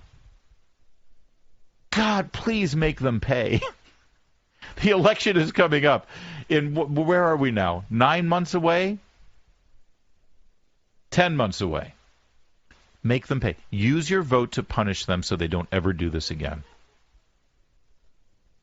This should be the single issue. Their behavior during the pandemic, their mandates, their shutdowns, their lockdowns, their vaccine mandates, all of it. They think they're going to be conquering heroes. And they have to conduct a focus group. Brings me back to Stacey Abrams. But here's the key here, this whole Stacey Abrams thing. Stacey Abrams with her, spittle flying everywhere in this kindergarten class without a mask. Clearly, she doesn't take the virus seriously. That's the biggest takeaway from Gavin Newsom to Lightfoot to the San Francisco mayor to the L.A. mayor to Stacey Abrams to Joe Biden, to all of them who were constantly not wearing masks while the help and 4-year-olds are forced to wear masks around them. The only takeaway is they clearly must not take this virus seriously. And yet they're the ones who are celebrating and championing these mandates on you and on your children. So Stacey Abrams there, she's got kids around her. Her spittle's flying because she doesn't have a mask on. Who knows what she's infecting people with? She finally appears with a so-called apology on CNN. But what is she really apologizing for?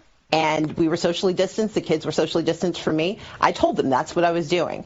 And in the excitement after I finished, because it was so much fun working with those kids, I took a picture, and that was a mistake. That was the mistake. Taking a picture. She's apologizing for getting caught. But here's the most important and telling thing about this, because, see, this thing happened, I believe, on Sunday or Monday. The picture comes out, and it is deleted almost immediately from her campaign account.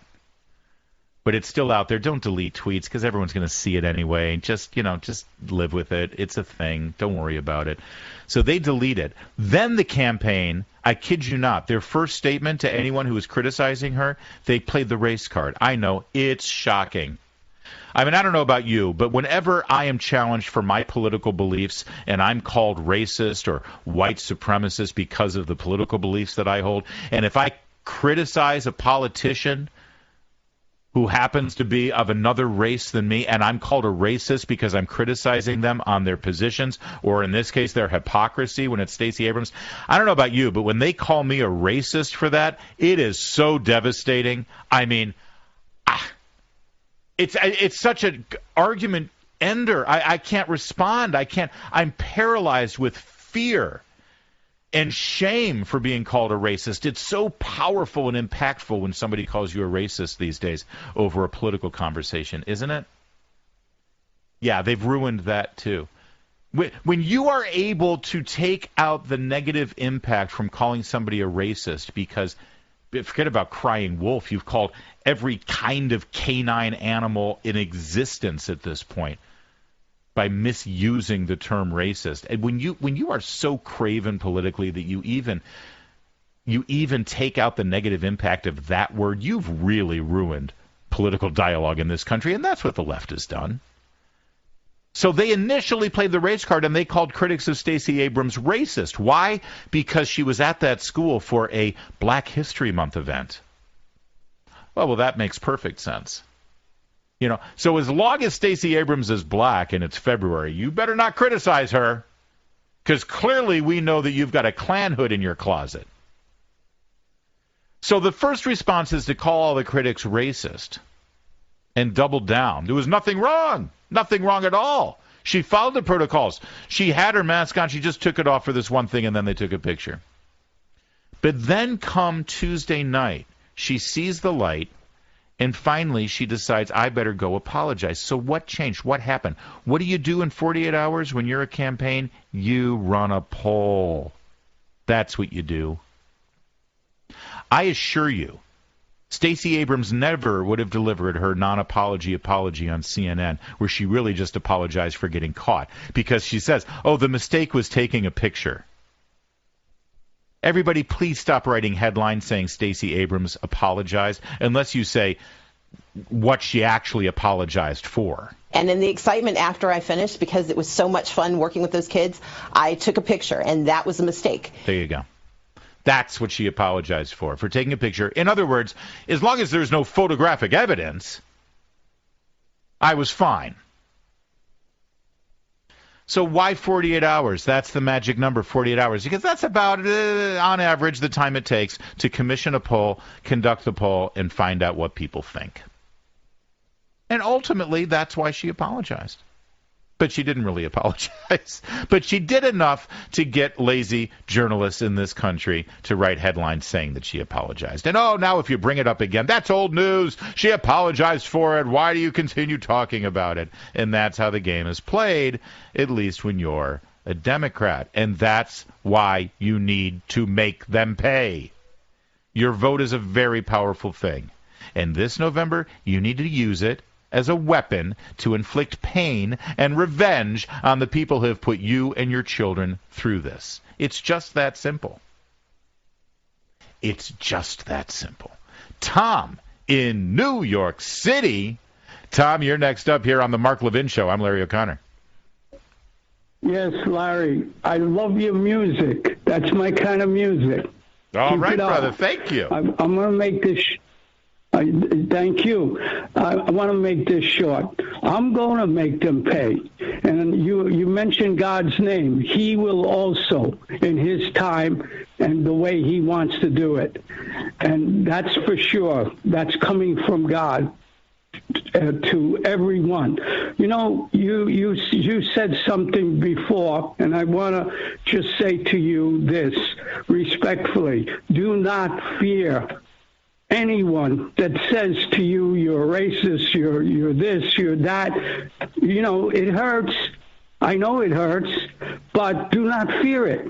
No. And Tom, let me clarify, because I was being pretty sarcastic there. They have so removed any impact from that term because they throw it around so often and so irresponsibly that frankly I don't. The point of my sarcasm was I don't fear it anymore, because I just take it for granted that if I hold a position that is contrary to the Obama mafia, that they're gonna lead with racist. So what? It means nothing anymore.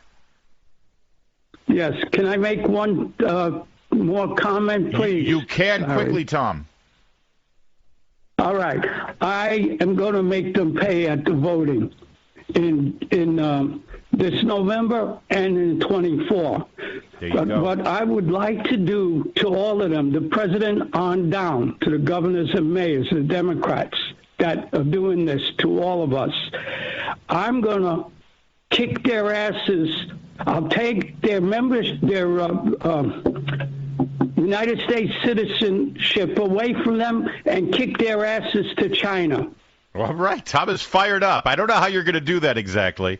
Let's start with the vote, Tom. Thank you for your call.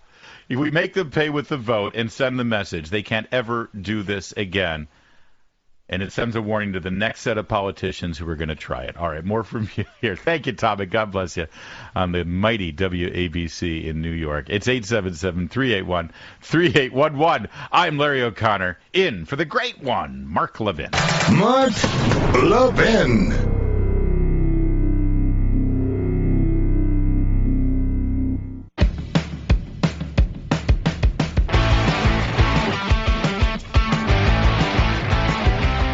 O'Connor in for the great one, Mark Levin. I always wonder, I know Mark, listen, if Mark is not hosting the show and if he's not here behind the microphone, it means there's a lot going on. He'll be back tomorrow, by the way. But I assure you, I have filled in for other hosts before, back early in my career. I used to fill in for a bunch of hosts before I landed. That's what you do. You fill in and you land a gig. But then you land a gig, and my steady gig is on the morning host on WMAL in Washington, D.C. It's the greatest job in radio. It really is. But then when you get a great gig like that in local radio, then once in a while some of the really big shows like Mark Levin give you an opportunity to do a national fill-in. And it's like, well, I've got a gig, but still this is great. I mean, who doesn't want to fill in for this show? This is the crown jewel. It's the best talk show out there now that we don't have Rush to listen to every day. So you get this opportunity, you're filling in for Mark, and it's great, and I love it, and it's just fantastic. It is, and wouldn't have it any other way. And I know Mark well enough to know that he is not listening. The point of my little tangent here is that I have filled in for other hosts in my career over the past 12 years that I've been doing radio now, and during the show, the producer of the show that I was filling in for would give me notes from the host I was filling in for. And anyone in the radio business, they probably know who I'm talking about. But there's a couple of them who, think about this, they're taking a day off, they're not broadcasting to you, their loyal listeners, and now they're spending their time actually listening to the guy who's filling in. And then calling the producer, tell him not to do that, and tell him he should do more of this. It's like, what the hell is going on here? But the point is, I know Mark is not listening right now, but I do wonder if he comes back into the office tomorrow, when he comes back in, he says, what is this I'm hearing about O'Connor talking about boobs and crack pipes? What happened here? Mr. Producer, what did you let happen? Is what I imagine is going to happen. Because, it'll filter down. What did O'Connor talk about? Well, we had a whole segment on boobs and then crack pipes. Now, if you're just reducing this guest host appearance on the Mark Levin Show merely to those two topics, I don't think you're being very kind or generous. Or accurate, for that matter. I think I've talked about plenty of things other than boobs and crack pipes. That said, it is fun to say those things together. Boobs and crack pipes. Speaking of crack pipes, apparently Hunter Biden is now in the news. NPR said that it's not going to cover the Hunter Biden story because it's a waste of time for them. Meanwhile, NPR has a big story about which skin color emoji you should be using on social media. Thanks, NPR.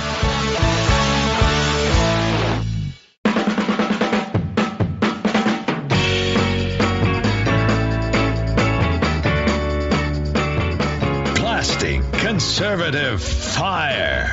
The Mark Levin Show. Call in now at 877-381-3811. I know this is going to come as a shock to you, but it appears the Chinese communists might be cheating in the Olympics. I know. When you can't count on a Maoist, communist, authoritarian regime to play by the rules fair and square, you've just lost all hope for humanity. Got a lot of reports here of these Olympics, which, by the way, I'm not watching. Are any of you watching these Olympics? So this is hard for me because number one, I love the Olympics. Hey, I'm Larry O'Connor sitting in for Mark Levin tonight. I love the Olympics. And even more so, I love the Winter Olympics. I was born in Michigan, grew up in Detroit until I was about 13 years old. I love winter sports is my point. Detroit is hockey town after all. Winter Olympics, hockey, Miracle on Ice, Team USA, beat the communists. Love my winter sports. And the Summer Olympics just gets so tedious with all the swimming events and all the track and field events. It just goes on and on and on. And there's something about the Winter Olympics that's very unique. It's like, how often do you watch the biathlon? Right? You can watch a swimming event any time of the year, or track and field, or cycling, or whatever. The biathlon, you're only going to watch it every 4 years, and it's fun. So I like the Olympics, but there was no way in hell I was going to watch these Olympics, and I'm not. And I'll be honest with you, 5 days into it now, are we 6 days into it? I don't miss a thing. And I'm loath to even talk about the Olympics because I don't want to give it any attention or any oxygen. Except this is newsworthy: China's cheating. They keep sending other countries' athletes to quarantine after negative tests. New York Post reporting. Olympians in tears over poor living conditions, lack of food at Winter Games. My friend Chris Plant, who's a great syndicated radio host out of my station in D.C., I'm sure many of you are listening on this station. You hear Chris Plant as well. He calls these the Hunger Games. And this story brings it all home. Belgian skeleton racer. Skeleton, see, there's another one. It's like as if luge wasn't unique enough, where you lay down on your back and go, hurtling down the toboggan course, iced up tube at 90 miles an hour wearing nothing but a helmet. But then they come up with skeleton. It's like, hey, laying on your back and going foot first, that's not stupid enough. Let's lay on our stomach and go head first. See, I love these sports, but I am kind of missing it a little bit. But I'm not going to watch these games. Belgian skeleton raiser Kim Meilemans broke down in tears in a video she posted on Instagram, explaining how scared and confused she was about the COVID-19 protocols in Beijing. Meilemans tested positive for the virus when she arrived, later tested negative. All right, so she's got one positive test, one negative test. So what do the geniuses running the Beijing Commie Olympics do? She thought she was being transported to return to Olympic Village in Yanqing. She was instead taken by ambulance to another isolation destination. And these isolation destinations are hellscapes. They're isolated in these so-called quarantine hotels. Wait, I'll tell you what goes on there in a minute. The Finnish Olympic team says Marko Anttila, formerly of the Chicago Blackhawks, hockey player, tested positive 18 days ago but produced several negative results prior to his departure.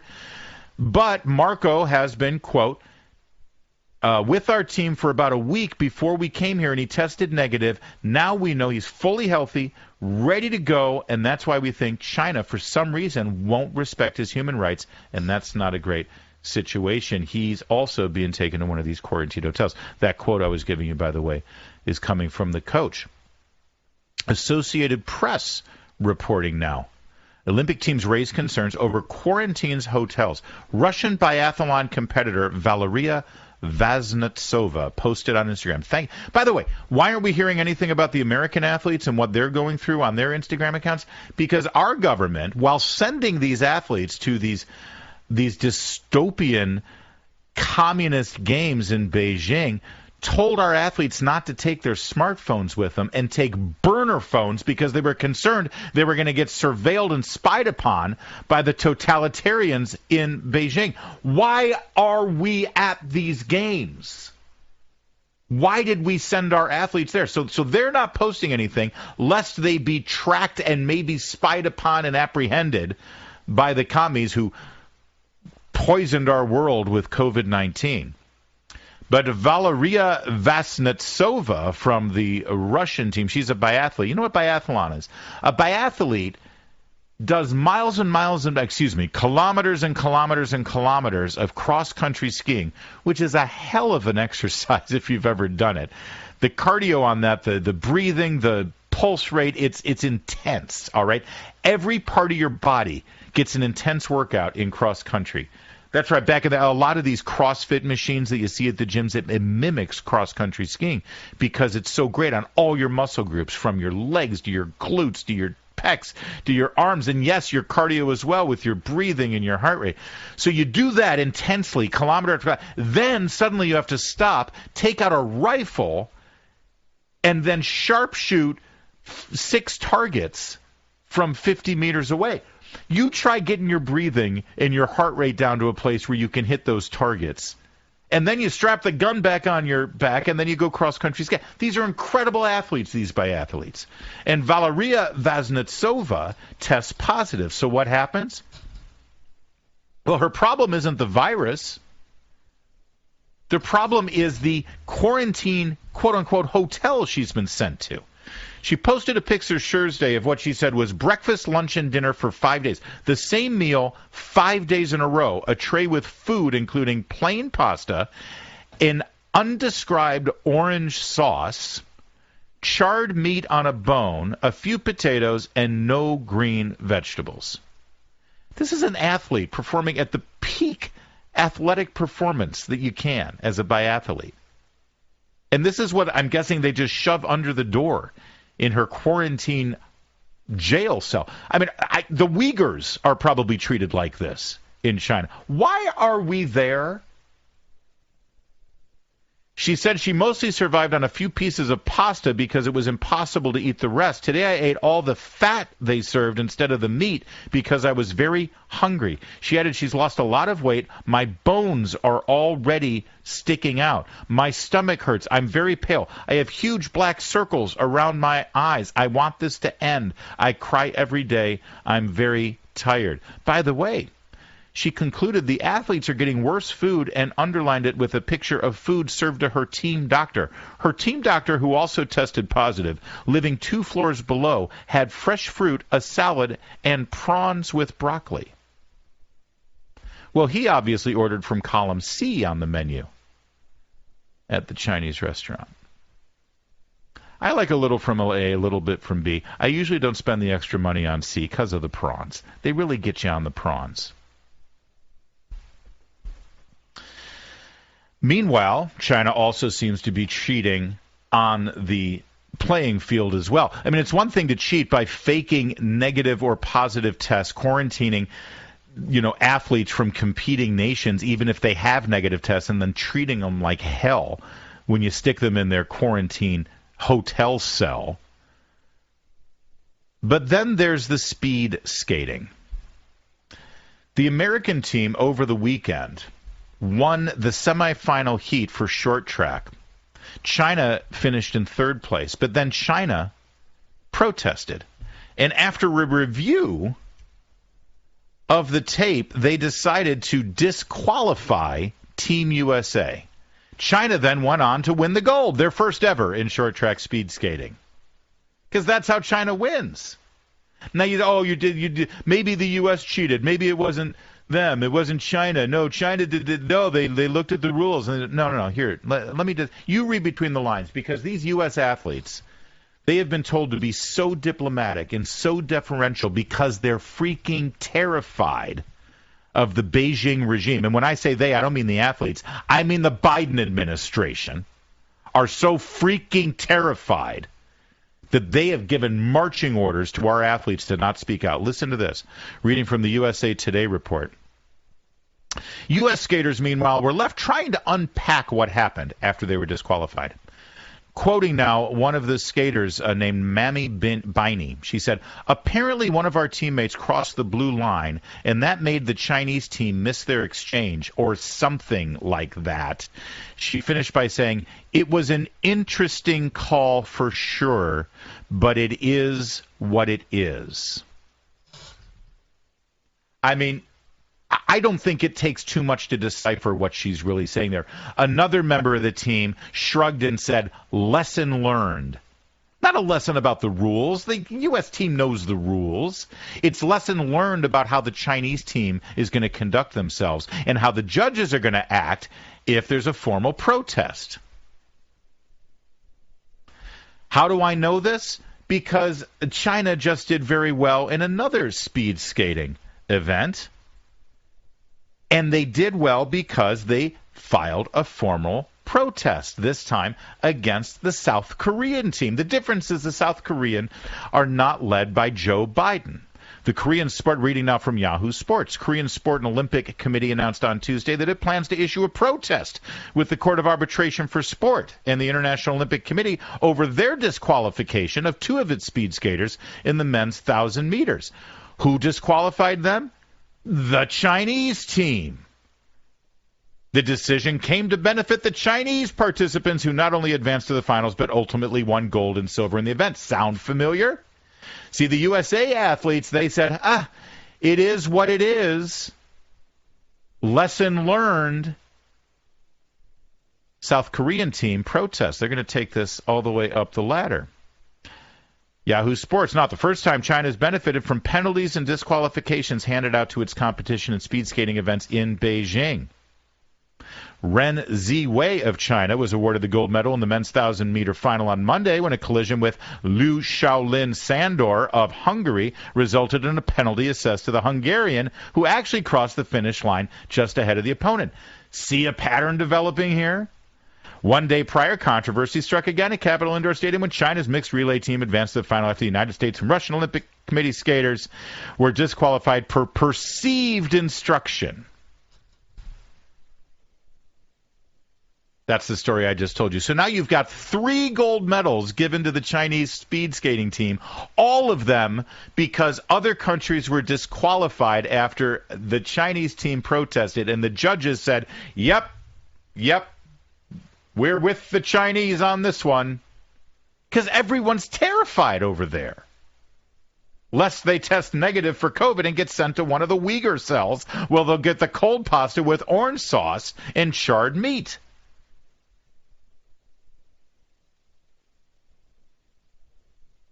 South Korea is protesting, and they're going to continue to protest this. But meanwhile, this is how your Olympic Games are unfolding. I'm not watching. I'm glad I'm not watching. And I think you are too, because you would be outraged if you were. This is an embarrassment. It's a debacle. And this is going to be, just add this to the list of things that we're going to look back on the Biden administration for and be outraged that we ever let it happen. In other news, though, apparently now we're working on over a year and a month, 13 months now, with no mean tweets from Donald Trump. So we got that. Let's finish up with your calls here at 877-381-3811. Jump on in if you can. It's Larry O'Connor in for the great one, Mark Levin. Mark Levin.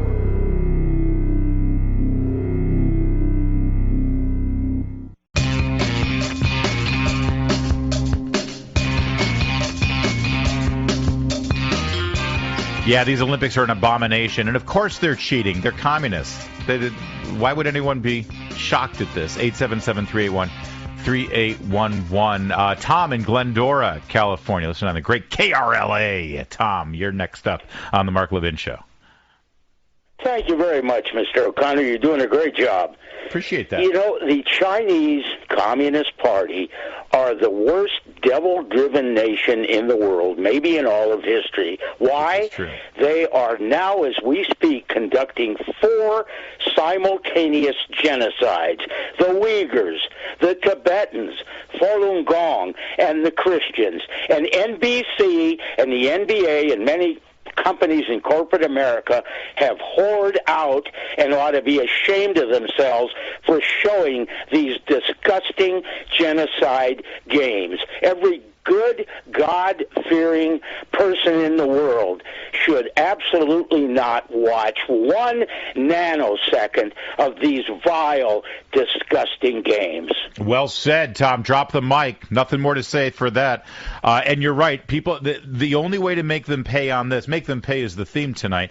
We're going to make our elected officials pay for the mask mandates, but you can make NBC Sports pay here and NBC Universal, the corporate partner, because they just want to sell their movies to Beijing and their products and everything like that. But here's the deal. They don't care about the ratings necessarily because they already got their corporate dollars from shameful companies that claim to be all-American like Coca-Cola. What is Coca-Cola doing sponsoring these games in Beijing? Remember when they pulled their sponsorship from Major League Baseball? They disavowed the state of Georgia for demanding voter ID to make their elections have integrity. And Coca-Cola demonized Georgia for voter ID, but they're throwing all this money that funnels back to Beijing and the genocidal communists. Coca-Cola should be ashamed of themselves, but this is the point. You stop watching, they're not going to get the ad coverage they thought they were going to get. And then everybody's left saying, why do we continue sponsoring these things? Why are we spending all this money? Make them feel it by not watching the games and sending out some tweets and messages and Facebook messages through social media to all of those companies like Budweiser, like Coca-Cola, like Nike, who are sponsoring these games, and let them know how you feel. But back to making them pay the elected officials for their COVID policies and their mandates, where you can use your vote to punish them this November. Ashley in Scranton, Pennsylvania. I won't even bore you with the comment about the office, but I'm sure you get it all the time, Ashley. Yeah, I do, actually. What's going on? Talk to me about what's going on in your college right now with the COVID protocols. Yeah, so I was basically kicked out after my first semester there. I had a full scholarship to play soccer there. It was a private community college. I wanted to save some money for my first 2 years. I was very excited to go. Uh-huh. Yeah, I know. And I had a lot of support, and I couldn't wait. And then 2 months before my spring semester would start, I was getting regularly tested, and then they came out with the news that everyone had to be vaccinated. And you're a young, healthy woman, and you're at a peak physical condition playing soccer, and you chose for your own body not to do that. And now you're out. It's an outrage, Ashley, and we need to take it out on the elected officials who have done this to us. Make them pay with your vote. I'm Larry O'Connor, WMAL. I'll talk to you in the morning.